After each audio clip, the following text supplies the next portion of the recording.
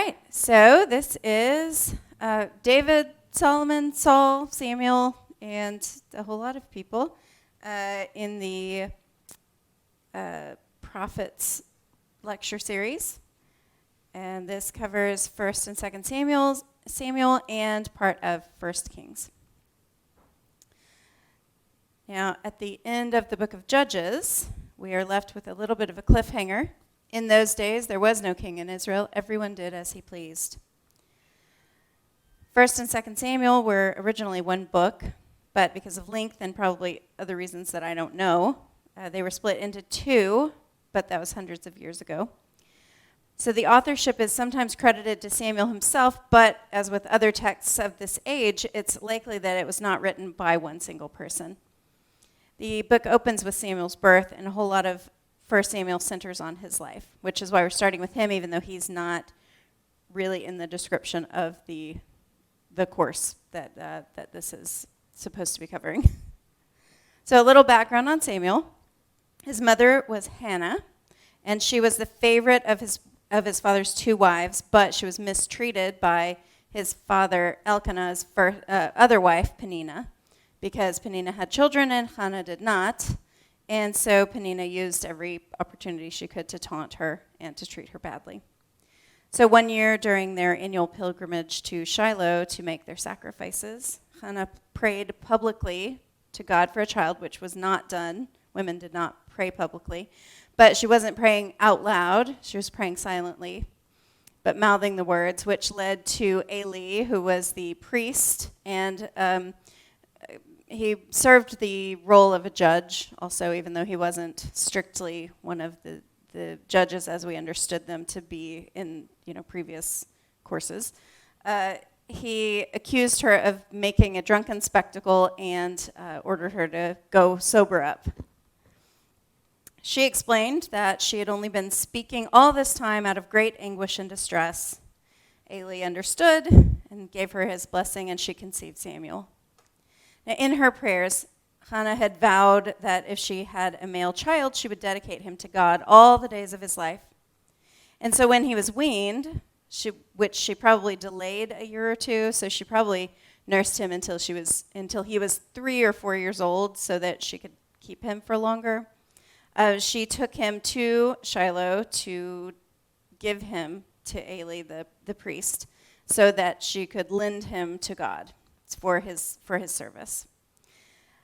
So a very humanizing part of the text that I think is very touching is that it says that every year when they made their pilgrimage to make sacrifices, Hannah would make a little robe for Samuel, and Eli would bless them, her and Elkanah, to have more children.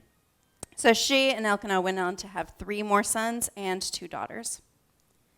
According to 1 Samuel 2:26, young Samuel, meanwhile, grew in esteem and favor, both with God and with men.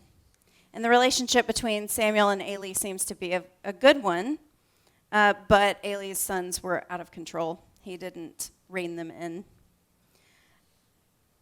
Samuel's first experience with prophecy, unfortunately, involved learning that Eli's family was doomed because of Eli's reluctance to discipline his boys, and his descendants would be punished because of their behavior and the leniency with which Eli treated his sons. But Samuel was truthful, and he told Eli and wasn't punished for it. Samuel grew up to be a trusted prophet and a judge, and eventually appointed his own sons to be judges. But, like Eli's sons, Samuel's sons were not interested in following in their father's footsteps. And probably because Eli was the only father figure that Samuel knew, he was too lenient with his sons, and they ended up being more interested in personal gain than in dispensing justice.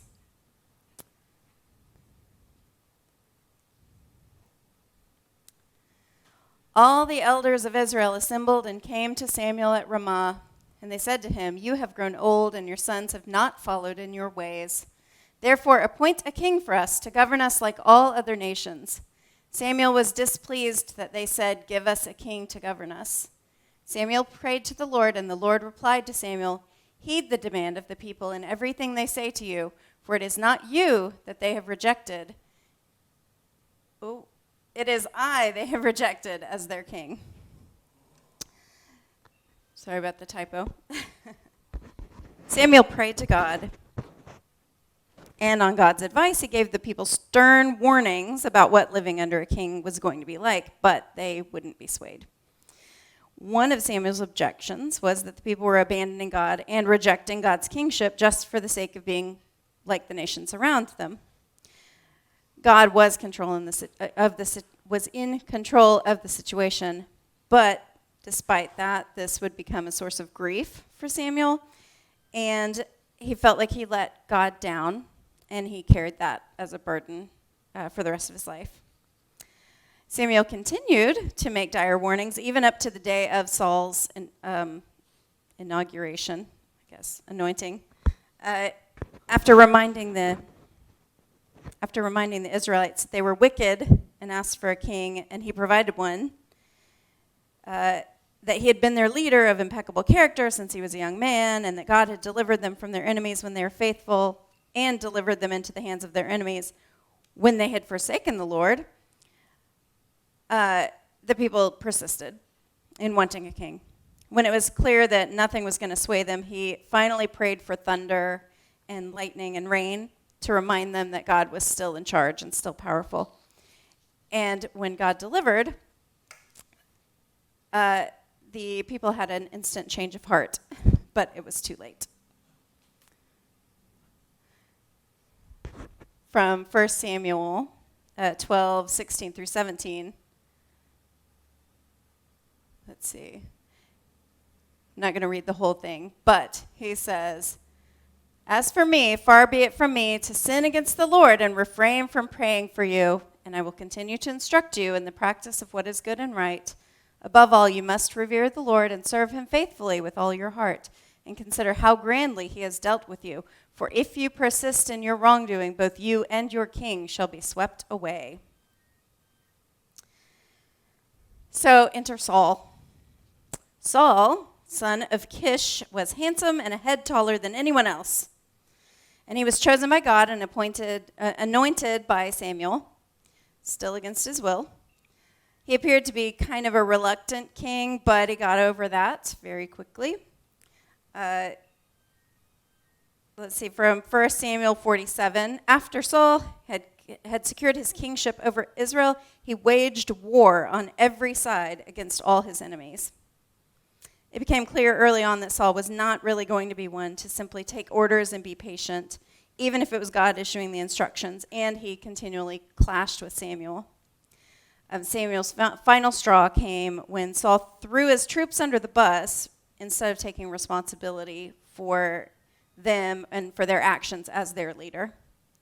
In 1 Samuel 15, Samuel gave Saul God's instructions to muster the troops to attack Amalek and proscribe or destroy all that belonged to Amalek, saying, "Spare no one, but kill alike women and kill alike men and women, infants and sucklings, oxen and sheep, camels and asses." But Saul and the troops spared King Agag and the best of the sheep, the oxen, the second-born, the lambs, and all else that was of value. They would not proscribe them. They prescribed only what was cheap and worthless. So God told Samuel, which I think maybe was a little unfair because Samuel was already racked with guilt, "I regret that I made Saul king, for he has turned away from me and has not carried out my commands." And when Samuel tried to find Saul to talk to him about it, he was informed that Saul went to Carmel to erect a monument to himself. When they finally caught up, Saul's reaction was to claim that he had done what he had been told to do and that it was the troops who broke the rules. So Samuel tried to force Saul to take responsibility by reminding him that you may look small to yourself, but you are the head of the tribes of Israel. It didn't really work, and he never did claim full responsibility. But I would like to pause here for just a moment and ask you to consider where you might have an opportunity to think about where you can think about where you can judge your size, like where you feel small, but where you are larger than where you feel. Like maybe it is when you are disciplining your children or being a role model for your children, or maybe it's at work, or in some other arena where you feel like you're acting for yourself, you feel like you've done what you need to do, but you forget that other eyes are on you and watching your behavior and taking their cues from you. So that's what I take from this part of the story. So, moving on. By rejecting God's command, God rejected Saul's kingship. So that elicited panicked apologies from Saul, and Samuel never saw Saul again in his lifetime. Saul did conjure him as a ghost later, but we're not really going to talk about that. I encourage you to look it up. But Samuel did continue to grieve for the rest of his life. God, maybe in a misguided attempt to cheer Samuel up, sent him out to anoint the next future king, which kicked off another chapter of excitement for Saul. So, now we're going to move on to David and David's story. So his story starts a little strangely, which one doesn't? Which story doesn't? Samuel is told to go to Jesse, the Bethlehemite, which God has decided one of his sons would be king. So after parading his 7 sons before Samuel, Samuel just wasn't feeling it. He said, do you have any more sons? And Jesse said, well, I have one, but he is still bringing the flocks in from the field. And Samuel said, well, bring him in. I have to see him. Because God had told Samuel that he would know him when he saw him. So when David returns from tending the flock, Samuel sees him, recognizes him, and anoints him. But the instant the Spirit of the Lord gripped David, and Samuel headed home to Ramah, the Spirit of the Lord left Saul, and an evil spirit entered him. Now, this is a very sad part of the book for me, because as the evil spirit took over, I feel like the story has taken a turn to discuss the lack of mental health awareness. Or maybe it is a plea for mental health awareness.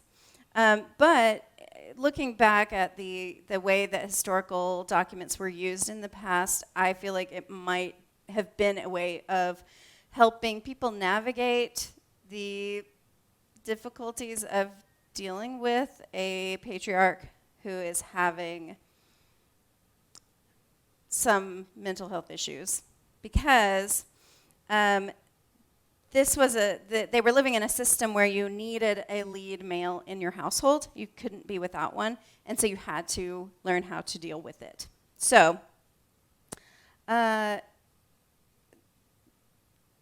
probably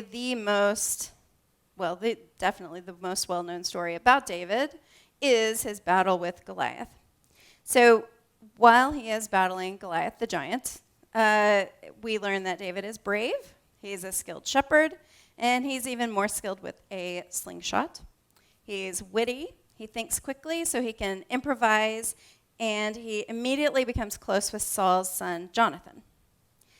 After his first triumph, we also learn that Saul is almost immediately jealous of David because of the song that the women start singing about him, because they start singing that Saul has killed thousands and David has killed tens of thousands. So instantly, this makes Saul just see red, just rage. And so they sing and dance to celebrate the Philistine victory, and every time David has some sort of victory, they resurrect this song, and it just makes things worse. But when learning that David is skilled at playing the lyre, which he does every day, we learn that he's nimble and can avoid spears that are being hurled at him by Saul as he tries to kill him. So Saul's next plot is to ensnare David by making him his son-in-law and marrying him to his daughter Michal. He then sends him to the battlefront to be killed by the Philistines, which doesn't work. He survives, and more songs are sung, and Saul gets angrier. And every plan that Saul hatched to kill David failed. So in an effort not to anger their father more, but also to save David, who they both loved, Michal and Jonathan each lie to their father and aid in David's escapes. Saul is relentless, and he continues to pursue David, attempt his murder, and turn around and apologize over and over and over from about chapter 17 through chapter 30-ish of 1 Samuel. So my favorite story, interesting story, accompanied by a photo I took in the wildernesses at En-Gedi, was David was staying in the wildernesses of En-Gedi. He came up with a system to keep his name out of the news, basically, to go underground. And so he did that successfully for a number of years. But he had a bunch of close calls because in between real battles, Saul continued to hunt him down. So this one takes place shortly after a Philistine victory. And Saul took 3,000 men and went in search of David and his men in the direction of the rocks of the wild goats and came to the sheepfolds along the way. Now there was a cave, and Saul went in to relieve himself. Now David and his men were sitting in the back of the cave. David's men said to him, "This is the day of which the Lord said to you, I will deliver your enemy into your hands, and you can do with him as you please." David went and stealthily cut off the corner of Saul's cloak. But afterward, David reproached himself for cutting off the corner of Saul's cloak. He said to his men, "The Lord forbid that I should do such a thing against my Lord, the Lord's anointed, that I should raise my hand against him, for he is the Lord's anointed." David rebuked his men and did not permit them to attack Saul. So Saul left the cave and started on his way, and David followed him, got his attention, and explained what he had done and held up the corner of the cloak, and told Saul, "I was this close to you, I could have murdered you, but I showed pity on you.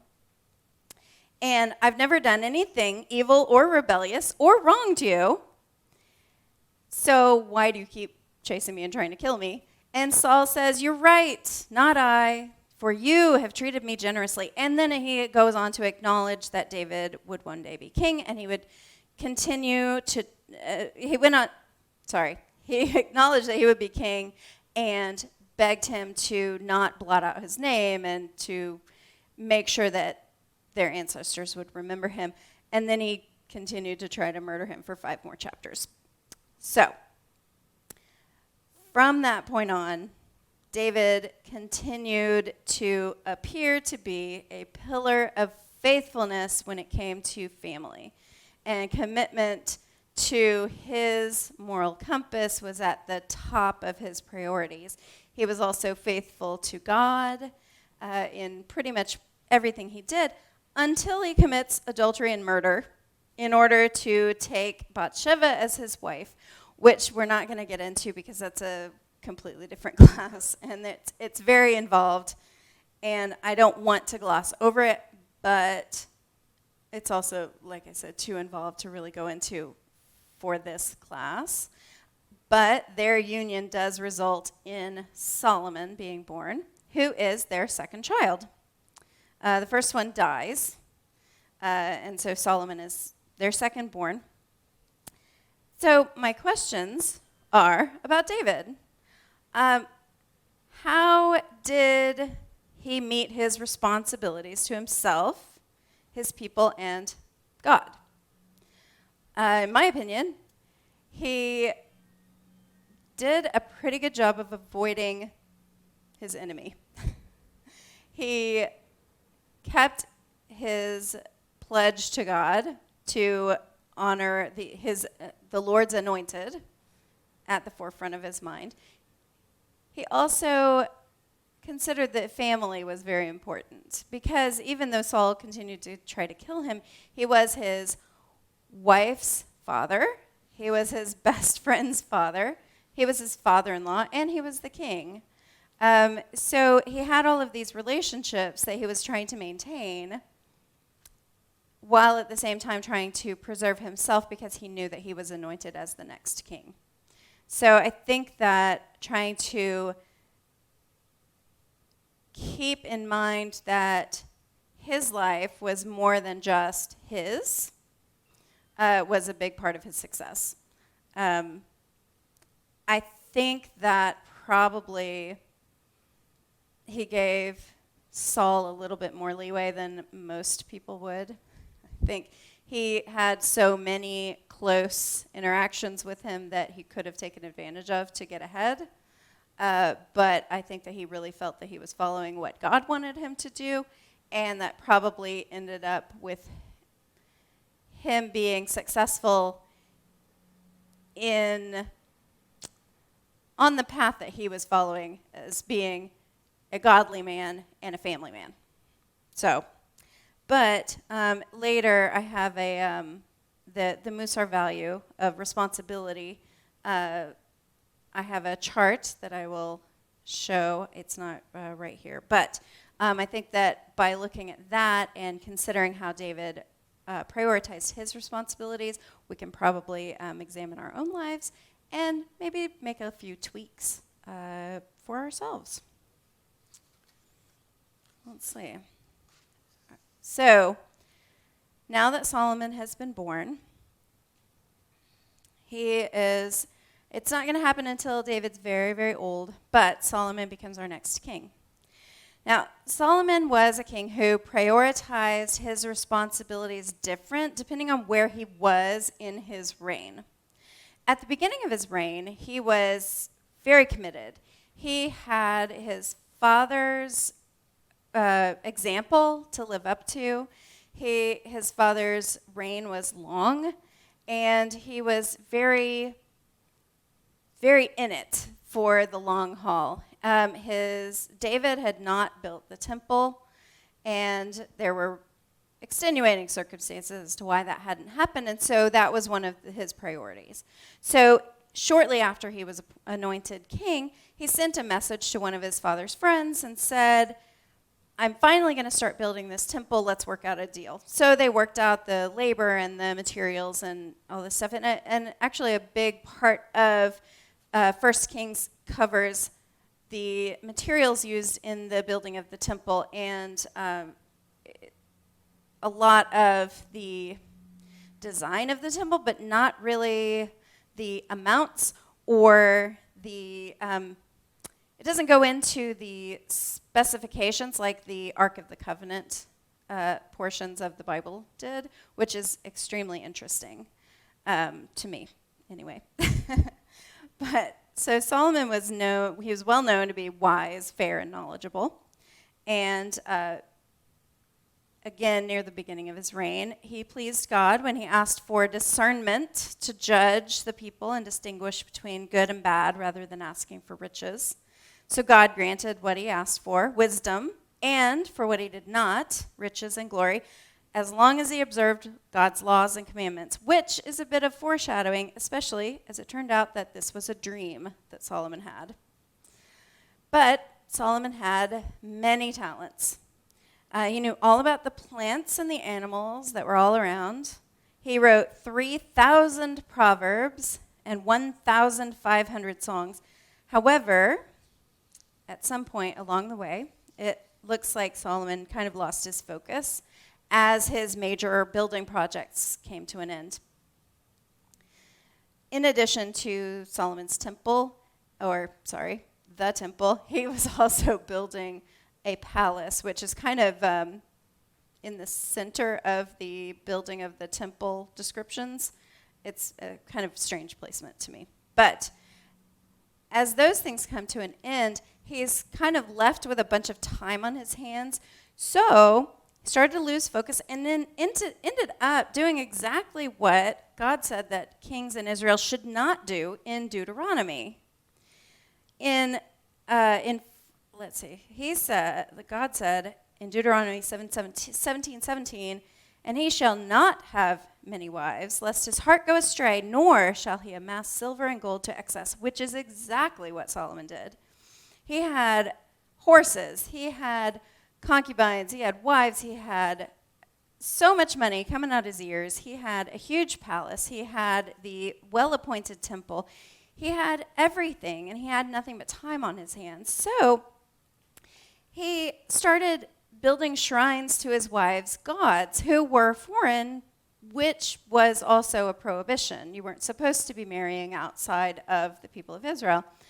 And a lot of these marriages were probably actually diplomatic unions, but his wives' gods started turning his heart away, which is exactly what was warned against. So what happened next will be covered in the fourth lecture of the series. But suffice it to say, he did not please God. In fact, he angered him, and Solomon's fate was, his punishment was not carried out within his lifetime, but in his son's. So my questions at the end of this section are, if we keep ourselves busy with prayer and service to God, are we more likely to stay in relationship with God?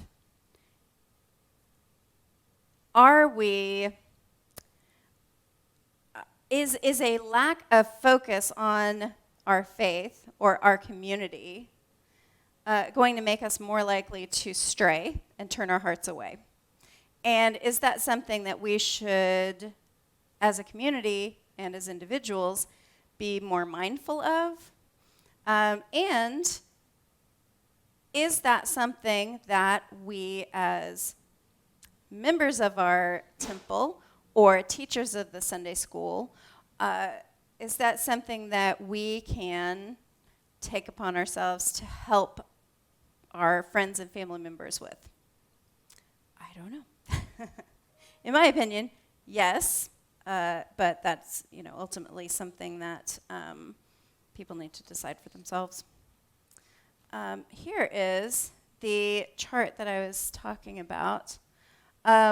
This is the Musar trait of responsibility, achrayut. We can start with ach, which is brother. We are responsible for our siblings. The Lord said to Cain, "Where is your brother Abel?" And he said, "I do not know. Am I my brother's keeper?" And then by adding a letter, each letter increases our responsibility until we are responsible for what comes from the actions of others. All of Israel is responsible for one another. And I think that this is a good demonstration of how we can start with ourselves and our families, and then ultimately extend our responsibility to our community. And I think that if Solomon or Saul had kept this in mind, maybe things would have turned out a little bit better for themselves. So the last section I wanted to talk about is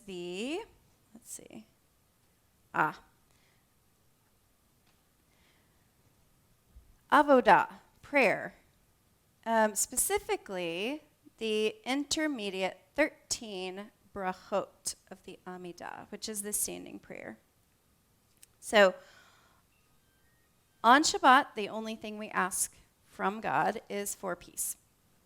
On weekdays, there are 19 prayers, 19 things we ask from God.